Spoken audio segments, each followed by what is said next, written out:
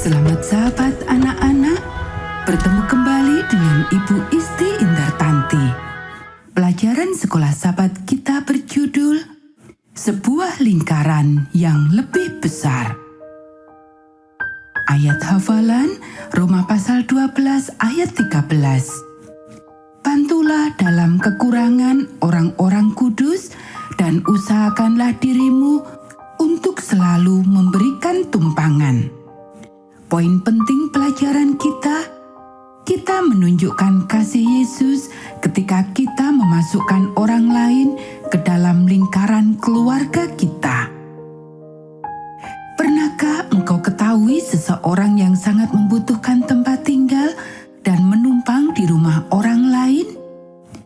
Pernahkah engkau berada dalam posisi yang demikian? Ibu Yesus berada dalam posisi yang demikian setelah dia mati. Sahabat karib Yesus, Yohanes, telah membuka lingkaran keluarganya lebih besar lagi ketika mengambil Ibu Yesus untuk masuk ke dalamnya. Marilah ikut dengan saya dalam imajinasimu untuk berjalan-jalan ke Nazaret ketika Yesus masih sebagai seorang anak kecil. Sesuatu seperti ini mungkin telah terjadi. Anak kecil yang bernama Yesus itu berjalan masuk ke dalam rumahnya di Nazaret. "Ibu," dia memanggil. "Saya pikir janda Abraham sementara sakit. Dapatkah engkau datang?" Maka Yesus dan Maria berjalan bersama ke rumah tetangga mereka itu. Rumah itu adalah rumah yang terbuat dari tanah liat dengan atap yang datar. Maria memanggilnya ketika mereka memasuki rumah tersebut. "Ibu Abram, ini Maria." Sebuah suara yang lemah menyahut dari sudut tempat tidur. Wanita tua itu berusaha untuk mengangkat tubuhnya, tetapi tidak bisa. Dia rebah kembali ke tempat tidur. Dia terlalu lemah untuk bergerak. "Ibu Abram, apakah Anda sakit?" tanya Maria. "Tidak, saya hanya merasa sangat lapar. Sudah 3 hari lamanya sejak saya makan yang terakhir kalinya." Yesus melihat sekeliling ruangan tunggal di rumah itu. Keranjang-keranjang semuanya kosong. Tempayan tanah liat juga kosong. Tidak ada lagi makanan di rumah itu. "Ibu," katanya, "bolehkah saya membawa sesuatu untuknya dari rumah kita?" "Tentu saja.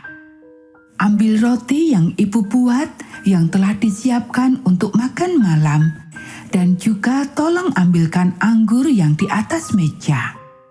Yesus kembali dengan membawa makanan untuk janda Abram. Kemudian dia mengambil tempat air ke sumur kota.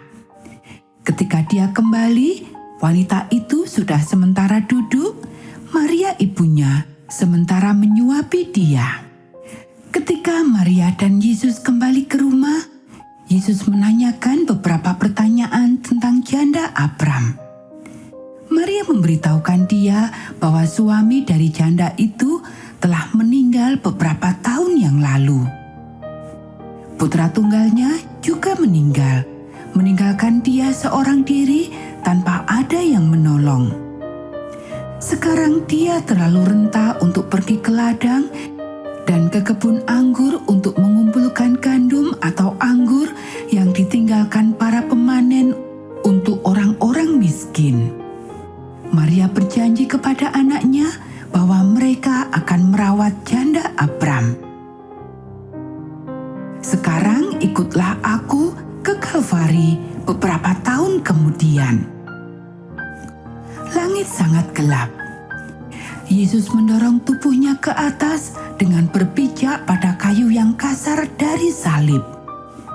Dia mengenali sebuah tangisan dari seorang wanita di dekat kaki salib. Para imam mencemooh dia yang sementara sekarat. Dia menyelamatkan orang lain biarlah dia menyelamatkan dirinya sendiri. Mereka tertawa terbahak-bahak sambil berpikir bahwa mereka telah memenangkan permainan itu pada akhirnya. Orang ini yang telah menyebabkan orang banyak mempertanyakan gaya hidup keimamatan mereka, otoritas keimamatan mereka, sebentar lagi akan mati. Mereka telah berdiri di bukit ini berjam-jam lamanya, memperhatikan setiap napas dari Yesus. Mereka akan berdiri di sana sampai napas terakhir dari Yesus muncul. Maria berdiri di kaki salib. Air matanya mengalir di wajahnya. Dia bahkan tidak berusaha untuk menghapus air mata itu. Di atas salib, Yesus memandang kepada ibunya. Dia mengingat kembali saat-saat di mana ibunya menguatkan dia pada waktu masih kanak-kanak dulu. Yesus tahu betapa kerasnya pukulan ini bagi ibunya. Yusuf telah meninggal untuk beberapa waktu lamanya pada saat itu. Maria sekarang adalah seorang janda. Ketika Yesus mati, Maria sendirian. Yesus susah sekali. Siapakah yang akan merawat dia? Tanpa menghiraukan sakit yang amat sangat pada tubuhnya, tanpa menghiraukan beban dosa yang sementara dia pikul akibat dosa manusia, Yesus memikirkan ibunya. "Ibu," katanya, "itu adalah satu nama yang penuh kasih antara mereka." Ketika suara ini terdengar, Maria dengan serta-merta mengangkat mukanya dan melihat ke atas, ke wajah yang berlumur darah dari anaknya. Dia mencoba berbicara, namun tidak ada sepatah kata pun yang keluar dari mulutnya. "Ini putramu," kata Yesus sambil melihat ke arah Yohanes. "Ini ibumu." Dengan cepat, baik Maria dan Yohanes mengerti.